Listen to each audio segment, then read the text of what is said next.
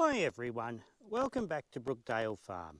Well, we're just about to start harvesting here, and I just thought that I would quickly run through some of the adjustments on the harvester that we have to make before we start, and then once we're running as conditions change.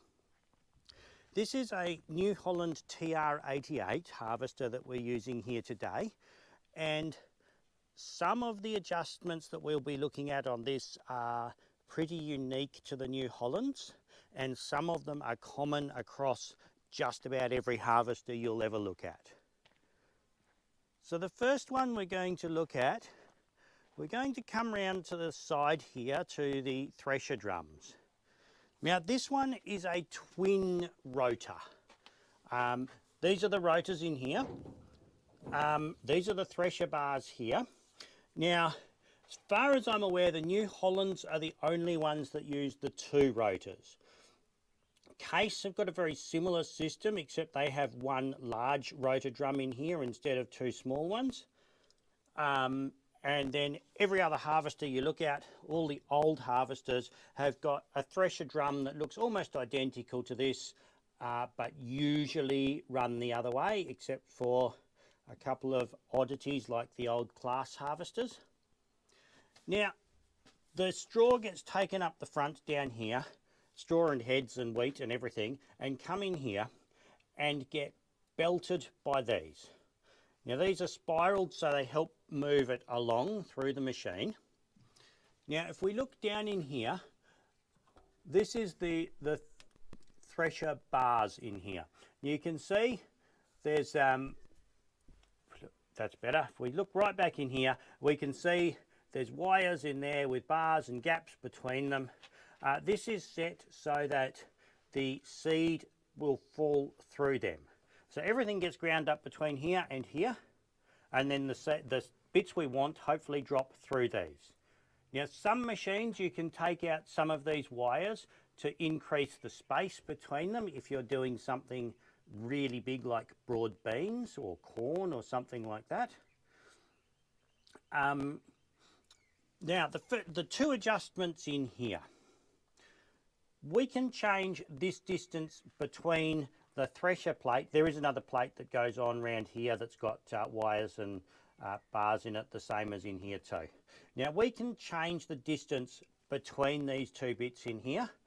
So we can close this up so it's really small, or we can open it up so it's a bit bigger. The other thing we can do is change the speed that the rotors run at. Now the book gives you initial settings for all of these things, and then it's a bit of a guesswork and bit of trial and error to work out exactly what you need. Now we're going to go down the back, and we'll come in here underneath. This is looking back up into the machine. Right up the front there is where the thresher, the rotors are. Now in here we've got these frog mouth screens, and if I reach in, we can actually adjust the angle of these. These are the frog mouths here, and we can adjust the angle of these, and this changes the size of grain that will fall through here. Now there's a fan underneath that's blowing air up through these, so the light straw and stuff will get blown up the back and out onto the ground here. The heavier stuff will fall through them. Now we have two layers of screens, and these two layers have three adjustments on them. So we've got our back screen here, and we want most of the heavy stuff to fall through here. If we look underneath here, if I can get the camera in, we've got another set of frog mouths down here. Now we only want the good grain to fall through this. So we've got this one closed up a lot more, and we only want the good grain to fall down through there. We want the heads that have not properly been threshed yet to be blown over the back, and they fall down here and go back through the thresher again to be re-threshed. Now the stuff that comes past the back here The really heavy stuff, we want this one open enough to fall through, but most of this, by the time it gets to this point, most of it is going to be light straw, and we want most of that to be blown off the back. Now, as you change the angle of these, you also change the angle the air is blowing through them. So, and depending on the amount of straw you have coming through, it changes your losses over the back. Now, we have these things here which are grain loss meters, and these are really helpful. They tell you how much you're losing as you're going. These ones are a little bit iffy. They don't always work. I hope I've fixed them this year. We'll find out soon. One of the other things which is not common on many harvesters, I don't know how many have them, this machine has a secondary thresher in here. Now this looks much more like the threshers you might find on some of the early harvesters. And we can adjust that too. There's two big long threaded rods there, and they're connected to wedges further forward, and that raises and lowers the thresher bars on here. Okay, we're going to go around the side now, and this is a little bit hard to get in to see because of all the covers. But if we look in here, we've got a big fan in here. This is what blows the air through the harvester. If I bring the camera back out, we've got this rather odd looking pulley here. The belt's sitting a fair way down onto it at the moment. These are vari-speed pulleys. So up here we've got the other half of it. These always come in pairs. This side is sprung loaded and these move in and out. They've got quite a shallow taper on them. This one on this side has a screw mechanism which moves one half of the pulley in and out. As you move the pulley in and out, the belt moves either right to the top or further down into the V, and that changes your fan speed. It's a really cunning way to do it. This is really common on these vari-speed systems are really common on harvesters. There's another one up there for running the thresher drum, for changing the speed on the threshers. But even pretty early harvesters, at least back to the 40s, use these sort of things on them. I suspect there's some that are far older than that that also have them on. All right, we'll go up to the cab now and have a look at how we set some of these. So the books for the harvesters all come with a page like this that give you the initial settings when you're starting harvest, so you know where to set the concave and everything. So we've got all the different crops down here. Wheat is right down the bottom. We've got all the different settings along here. And so we've got feeder front drum position. I didn't talk about that adjustment particularly. I don't change the stone traps and stuff like that. That's pretty much the same for everything I do. We've got the rotor speed for dry conditions, normal conditions and difficult conditions. We've got concave position for normal and difficult, fan speed, chaffer opening and cleaning sieve openings. So this is a really useful spot to start, but then as you're working through the day and the moisture changes, when the sea breeze comes in, when evening comes in and the moisture changes again, you've often got to change a lot of these settings just to keep a clean sample as you're going.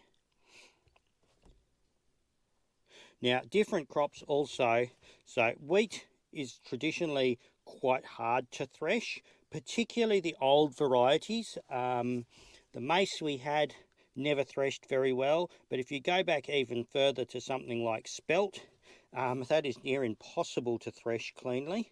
But if you come back up to oats, oats threshes really easily, so you can slow your rotor speed down. You can open up your concave. You don't break the grain quite as much. If your wheat is really hard to thresh, you end up cracking a lot of it and turning it almost into flour if you've got your concave too far closed and you've got your rotor speed too high trying to thresh it properly. Okay, so we're up in the cab here now. Let's see if the camera will actually focus on it. On these modern harvesters like this one, we've got digital readouts of all the displays. So we've got rotor speed here. This one will give us engine, fan or ground speed, depending on what we've got it set on. And to make the adjustments, we've got switches here that run electric motors to change those vary speeds. So on modern harvesters, it's really easy to make at least some of these adjustments. To change the frog mouths, you've got to get out and get covered in dust down the back. Now, how do I know if I've got these adjustments right? Well, the best way is to look back behind you into the bin and see what the grain's looking like that's coming into it. The other thing that we have to do is jump out the back and have a look on the ground and see how much grain is coming out on the ground behind the harvester.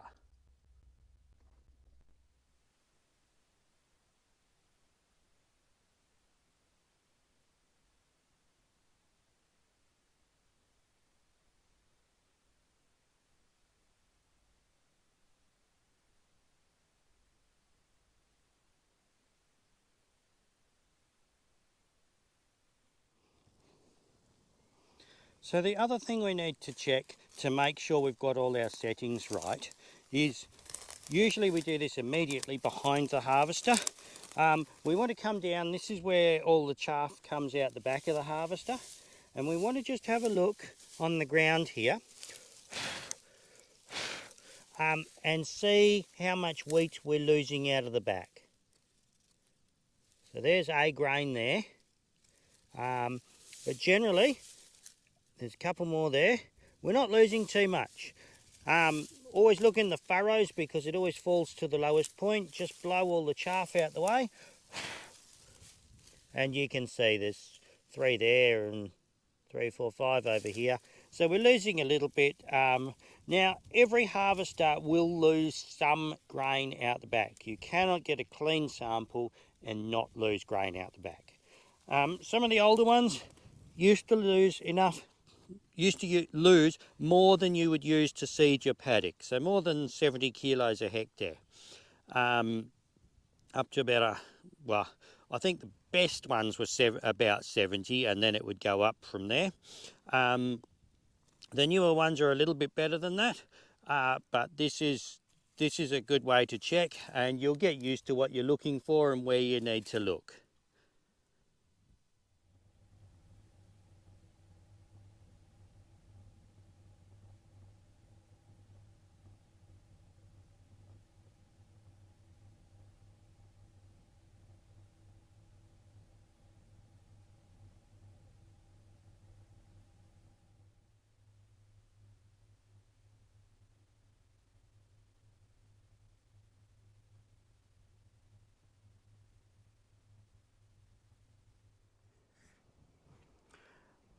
Okay, so we've been going for a little while now. If we climb up into our bin and have a look in here to see what we're actually getting in here. It's not too bad. What we're getting, there's a bit of husk coming through still. And